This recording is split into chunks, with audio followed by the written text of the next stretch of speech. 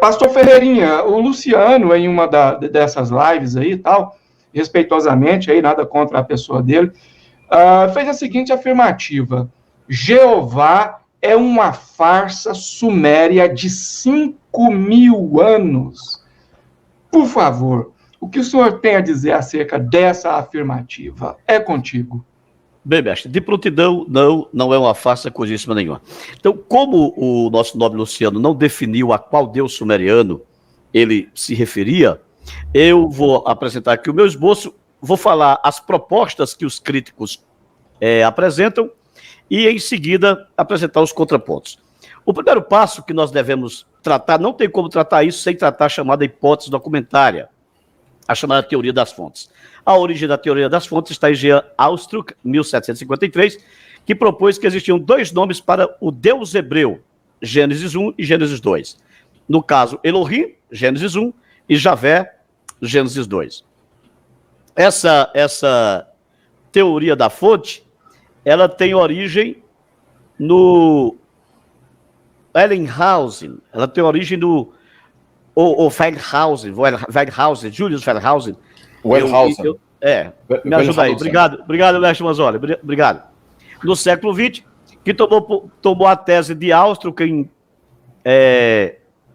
tornou, né, a tese de Austruc em documentos das duas fontes, que passou depois para 4 fontes, que é javista, eloísta, deuteronomista e sacerdotal. Hermann Gunkel, por sua vez, no século XX, em The Leader of the Legends, que é uma obra do Hermann Gunkel, que ele vai trabalhar o Gênesis em forma de mito, diz que os hebreus copiaram, sob novas adaptações, o Enuma Elis, o Astra Asis, Gilgamesh e outros mitos cananeus.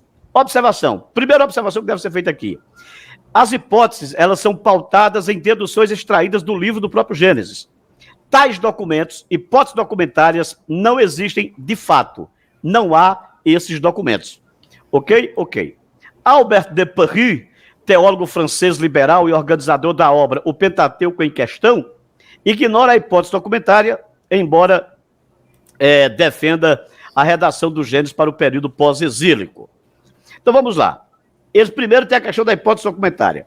Primeiro Elohim, depois Javé. Esse Elohim é uma forma antiga que depois se tornou Javé, que seria uma cópia de El Ugarit. A gente vai tentar dissecar isso aqui agora.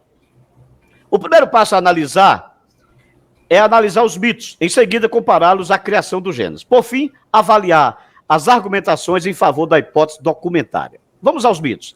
Enuma Elis, quando nas alturas? Autor anônimo, século VIII a século IX, antes de Cristo. Principais personagens do Enuma Elis: Apsu, pai dos deuses; Ea, filho de Apsu, marido de Dankina e pai de Marduk; Marduk, filho de Ea e Dankina, rei dos deuses babilônicos; Tiamat, mãe dos deuses, deusa do mar, casada com Kingu, em um guerreiro criado pela própria Tiamat. Depois eu corrijo isso aqui. Um guerreiro criado pela própria Tiamat. E você tem Munu, que é a neblina, conforme o livro da mitologia, página 188. Vamos à história. Vamos entender como esses personagens se relacionavam no mito. Antes da criação só existia o caos das águas, dividido em 2 partes. Apsu, água doce, isso antes de existir qualquer criação. Antes de existir a criação dos céus e da terra. O que existia? O caos das águas, dividido em 2 partes, que era o Apsu, água doce, e Tiamat, água salgada. Estes acompanhados de Munu, que é a neblina, confere Bíblia da Mitologia, página 92. Quando Apsu e Tiamat se misturaram, criaram os deuses. Porém, Apsu, incomodado com o ruído das conversas dos deuses, decidiu matá-los. Matar o que ele e Tiamat haviam criado. Vamos lá. Existiam Tiamat e Apsu. Apsu, águas doces; Tiamat, água salgada. Esse era o caos das águas primordiais, antes de qualquer criação. Essas águas se juntaram, isto é, Apsu e Tiamat se juntavam e deram origem aos demais deuses. Esses demais deuses começaram a perturbar Apsu e Apsu resolveu matar os deuses, para você entender. Então o mais inteligente, descobre a trama e mata Apsu. Um dos filhos de Tiamat e de Apsu. Mata Apsu, seu pai. e constrói com seu corpo um templo de água. Perfeito. Agora, Tiamat, com a morte de Apsu e com a ajuda de monstros, resolve matar todos os deuses. Tiamat fica revoltado e resolve matar todos os deuses, porque Ea havia matado Apsu. É quando, então, Marduk entra na trama. Marduk, que é filho de Ea e de Dankina, filho de Ea e de Dankina, o que acontece? Marduk, ele, quando Tiamat, revoltado com a morte de Apsu, tenta matar todos os deuses, o que acontece? Marduk, então, entra em batalha com Tiamat, mata Tiamat, destrói Tiamat, com a parte de Tiamat. Ele cria os céus, que são as águas superiores, com a outra parte ele cria a terra. Dos olhos de Tiamat, ele cria o Eufrates e o Tigre, que é a terra entre rios, a Mesopotâmia, e do sangue de Tiamat, ele cria os seres humanos. Ele cria os seres humanos. Depois de matar Tiamat, o que Marduk faz? Marduk mata o marido de Tiamat, que é Ginku, e com o sangue deste, ou melhor, com o sangue de Ginku, desculpe-me, ele cria os seres humanos. Isso está no livro da mitologia, página 188 a 189. Os filósofos da Universidade de New York, um dos filósofos de New York, o Sidney Hook, 1902 a 1989, seguindo Hermann Gunkel e outros, interpretou que Tiamat com Terrom, de Gênesis 1, 2. Terrom, que era o abismo. Havia trevas sobre a face do abismo. Então, o que Sidney Hook fez? Gênesis 1, 2, esse abismo lá é o Tiamat que foi adulterado e que os hebreus adaptaram. E aí você tem uma adaptação mitológica do mito Enuma Elish, da saga da guerra de Tiamat com Marduk. Assim, a criação de Gênesis era uma adaptação, uma deturpação da batalha de Marduk e Tiamat, do mito da criação babilônico Enuma Elish. Vamos avaliar agora o que propomos acima. A criação babilônica parte de algo preexistente, a saber, das águas primordiais. O Deus do Gênesis em sua criação, tem a sua criação ex nihilo, do latim, criado do nada. Então, você já tem um problema. A criação em Enuma Elish parte de algo preexistente, que é do corpo de um Deus. A criação do Gênesis parte de algo, Deus cria do nada. Aqui você tem também um problema filológico, qual é? Alexander Heidel, Kenneth Kitchell e Joe Skinner argumentam. A. Terrom não é feminino, como é o caso de Tiamat. Terrom é um substantivo comum. B. Não poderia ser transportada para o hebraico sem o sufixo feminino, ou seja, você teria que ter um sufixo feminino ali no hebraico, ot, por exemplo, terrot, qualquer outro sufixo feminino, para poder você, filologicamente, poder atribuir que Terrom seria uma adaptação de Tiamat. Outro detalhe, a gutural re, infixada no meio da palavra, nunca foi explicada pelos críticos, conforme Huck, está aqui a fonte, depois o pessoal consulta aí, quem quiser consultar as fontes. D. Os costumes dos adaptadores dos mitos eram feitos pelo alongamento do mesmo, não ao contrário. Ou seja, se tivesse havido uma adaptação, ao invés de eles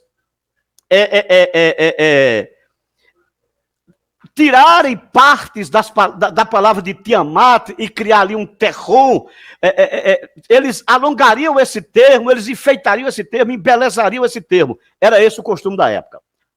E Terrom tem sua raiz semita comum no Ugarit Terrem, que significa mar, no segundo milênio antes de Cristo. Ou seja, no segundo milênio antes de Cristo, você já tinha Terrom e tinha Terrem em Ugarit, que tinha o mesmo significado de mar. Ou seja, havia trevas sobre a face das águas, sobre a face dos abismos. Ou seja, filologicamente, Terrom é da mesma raiz de Terrem, que não tem nada a ver com Tiamat. Então já há aí uma falácia filológica.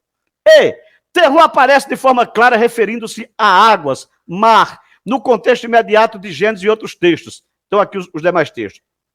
F. Não há batalha, não há luta, não há resquícios desses elementos da criação de Gênesis. Deus cria Terrom, mar, abismo, águas, e o faz a partir do nada. Então, por si só aqui, você já elimina toda a questão do mito. Não há paralelo de longe sequer. Ok. Então, Terron Tiamat descarta. Vamos agora falar de El Ugarit. Vamos falar de El Ugarit, Eloísmo e Javismo. Vamos detalhar um pouco melhor a questão das hipóteses documentárias. Hipóteses documentárias. Como já mencionamos, não existe documentalmente. Alegam que existiam textos aleatórios, soltos, redigidos em épocas diferentes e em meios diferentes que foram justapostos por sucessivos redatores. O que é que a teoria dizia? Dizia que existiam fragmentos de textos. Aqueles fragmentos de textos, eles foram depois reagrupados e deram origem àquilo que nós chamamos de Pentateuco. Você tem a hipótese dos fragmentos também, que faz parte da hipótese documentária, que diz que os fragmentos dos textos existiam e eram relatos descontinuados, ou seja, relatos soltos, aleatórios, e compiladores de mitos os reuniram em períodos posteriores. Outro detalhe da hipótese documentária, agora a hipótese dos complementos. Existia uma única narrativa e no curso dos séculos, tal trama recebia complementos e acréscimos, conforme o Pentateuco em questão, página 23. Todavia, contudo, porém, estes documentos nunca foram vistos, nunca foram encontrados. Tudo não passa de meras conjecturas baseadas em textos isolados. Ou seja, a própria história da hipótese documentária fala que existiam textos descontinuados, textos isolados, textos fragmentados. Esses textos foram reagrupados no período pós-exílico e foi confeccionado ali, então, o Pentateuco. O Pentateuco não, o Hexateuco, eles incluem também o livro de Juízes. No entanto, esses textos nunca sequer de longe foram vistos. Isso não passa de meras interpretações de textos isolados. Quais os textos isolados? A morte de Moisés, Deuteronômio 34, 5 a 12, não tinha como Moisés escrever sua morte. Naqueles tempos, os cananeus ainda viviam no país. Observe, naqueles tempos, dando a entender que o redator estava em um tempo posterior aos fatos, como a Transjordânia é chamada de o país além do Jordão, como se Moisés escreveu na Transjordânia, como era que ele ia falar que a Transjordânia era um país além do Jordão, como aqui, dando a entender que o povo já estava na terra de Canaã, então não tinha como ser Moisés que escreveu. Canaã é designado o país dos hebreus, antes que houvesse rei sobre Israel, uma expressão que tem lá em Gênesis, mostrando que quando o autor concluiu aquela redação final, existia um rei Israel, então não tem como Moisés escrever isso. Então, com base nesses textos, eles alegam que tudo não passa de uma confecção a posteriori, que é aquela história de que Moisés escreveu isso aí, de que é uma literatura antiga, é tudo mito, existiam fragmentos, apenas fragmentos. O simples fato de tais fragmentos hipotéticos não existirem já quebra, por si só, a hipótese documentária. O que se tem, de fato, são enxertos parentéticos que, sem dúvidas, passaram a fazer parte do texto a fim de situar os judeus pós-exílicos os tempos de tais acontecimentos. Ou seja, existiam esses enxertos? Sim. Enxertos deuteronomistas? Sim. Enxertos sacerdotais? Sim. Mas de forma parentética, isolados, coisas simples. Não tem como você pegar 2% de um texto e invalidar toda a história do texto por causa de 2%. Sendo que esses enxertos, esses 2%, você tem N explicações como enxertos parentéticos a fim de esclarecer para o povo que saiu do cativeiro babilônico, foi naquele tempo que aconteceu isso, não existia rei Israel como aconteceu isso. Isso era um estilo da época, dos escribas da época, a questão do enxerto parentético, isso aqui não se discute. Então, hipótese documentária, ela já começa a cair por terra aqui. Eloísmo e Javismo. Elohim não é nome próprio, virou epíteto. Define divindades, todos os deuses. Fala de Elohim aplicado ao espírito dos mortos. É predicativo de pessoas poderosas, no caso, Abraão. Aqui estão os textos. Confere Holiday, 2010, página 22, dicionário hebraico. Agora vamos entrar na questão propriamente dita. O que é que nós temos? Primeiro, todos os argumentos da hipótese documentária de javismo e eloísmo caem por terra diante dos fatos históricos. Agora vamos apresentar fatos históricos que comprovam que o termo Javé, Jeová, Yavé e Jeová Iau, Arro, dependendo da sua forma, Iarro, dependendo da sua forma contraída, já existia antes do deuteronomismo da suposta fonte hipótese documentária. A estrela de Mesa do século IX, 830 a.C., Mesa, rei moabita, olha o que reza a estela de Mesa, tratado arqueológico, descoberta arqueológica. Mesa, rei moabita, e seu deus Quemos, vence Onri, rei de Israel, e seu deus Jeová. Onde é que está isso? Isso está em Homer, página 39. Você tem aqui, portanto, o deus Jeová já em 830 a.C., muito antes da hipótese deuteronomista, muito antes da hipótese sacerdotal. Então, olha só que a hipótese documentária já vai se quebrando aqui, ela só vai se quebrando, vai apanhando aqui. Vamos continuar. A estela de Menerptah, rei do Egito, século 13 a.C., diz assim: Israel está assolada, sua semente não. Aqui está a referência. Então você tem aqui Israel, há 13 séculos antes de Cristo, conhecido com sua notoriedade etnológica. Você tem o Deus Jeová, sendo o Deus de Israel, conhecido quando a estela de Mesa fala de Israel e seu Deus Jeová. Isso não é Israel que está dando esse testemunho. Quem está dando esse testemunho é um rei moabita. Isso significa dizer que era conhecido de todos, naquela época, muito antes das chamadas hipóteses documentárias, que o Deus de Israel era Jeová. Ok. Então já quebra aqui, aniquila a hipótese documentária. Tiamat e Marduk já foram para o saco. Hipótese documentária também. Agora vamos falar de El-Ugarit. El-Ugarit, para eu concluir aqui. Síria, século 12 a século 13 a.C. Uma mera inscrição em Ugarit, idioma alfabético cuneiforme, diz: o nome de meu filho é Hu. O nome do meu filho é Hu. Pronto, só isso. O que é que os críticos têm para compararem El-Ugarit ao Deus dos hebreus? Eles têm isso aqui, ó. O nome de meu filho, só isso, é isso que eles têm. O que é que eles fizeram?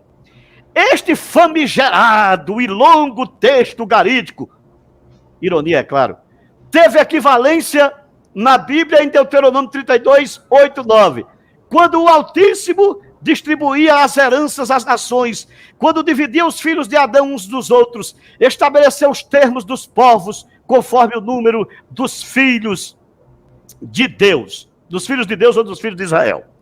Porque a porção do Senhor é o seu povo, Jacó é a parte de sua herança. Aqui está o texto hebraico, a gente vai já trabalhar o texto hebraico.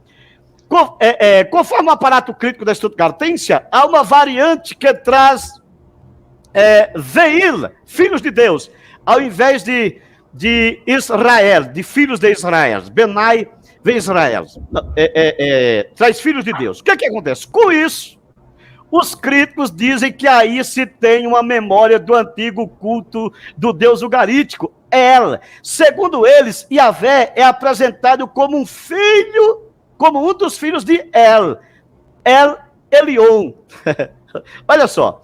Eles pegam esses dizeres aqui, que existem um escrito em um testemunho ugarítico, pegam o texto de Gênesis que diz quando Deus repartia sobre os seus filhos os povos, o Senhor, Jeová, pegou Israel como seu povo, dando a entender que o Deus ugarítico, estava distribuindo a herança. O que é que se tem aqui? Olha só a aberração. Na verdade, o que se tem aqui são formas apositivas de epítetos para o mesmo ser. Ou seja, você não tem, no texto de Deuteronômio 32, 8 e 9, você não tem El dando filhos ao Deus Jeová. O que é que você tem? Você tem aqui, ó, Elion, quando o Altíssimo, Ben Israel, repartiu a terra entre os filhos de Israel, e mesmo que você queira colocar aqui filhos de El, Veil, então sobre os filhos de El aqui quer dizer o quê? Deus, sobre os filhos de Deus. Helke Adonai Emu. Ou seja, porque o povo, você tem aqui, tocou porque tocou ao Senhor, o povo como herança. O que é que acontece, mestres? Vamos observar. Na verdade, o que se tem aqui são termos apositivos e epítetos para o mesmo ser. Levantarei minhas mãos ao Senhor, El Adonai, o Deus Altíssimo, El Elion. Do contrário, Javé seria o filho de El, que seria filho de Elion, conforme os 3 epítetos que ocorrem no texto de Deuteronômio citado acima. O que é que eu observo no texto? Observo o quê? Você tem Elion, você tem filhos de El e você tem Adonai. Então você tem um termo apositivo ao outro, ou seja, um termo substituindo o outro. É um mesmo Deus, é um mesmo ser, não tem nada aqui de El Ugarit. Assim, os afixos sufixados aos nomes dos filhos de Israel não são memórias de um culto do Deus El do panteão ugarítico. São, na verdade, formas teofóricas de apresentar forças divinas aos que servem a Deus Yahvé, ao Deus de Israel. Ou seja, quando você tem Israel na estela de Menerptah, no século 13, 1300 anos antes de Cristo, falando de Israel, esse sufixo El, você não tem aí uma memória do Deus de Israel. O que é que você tem? Do Deus El Ugarit. O que é que você tem? Você tem uma forma teofórica. Qual é a forma teofórica? Daniel, Ezequiel, Israel, ou seja, de atribuir força divina ao nome próprio que está recebendo esse sufixo na estrutura do seu nome. Então, o que se tem aí é algo comum. É algo como teoforismo, é algo comum, não tem nada de memória aqui de El Ugarit. Quanto às formas abreviadas e alongadas Iá e outro Revavre, o que se tem é uma aliteração, figura de estilo comum para tais efeitos. Por quê? Porque existiam também as formas contraídas e existiam as formas alongadas. Só que eram formas tratando de um mesmo Deus, de um mesmo ser, não de um El Ugarit.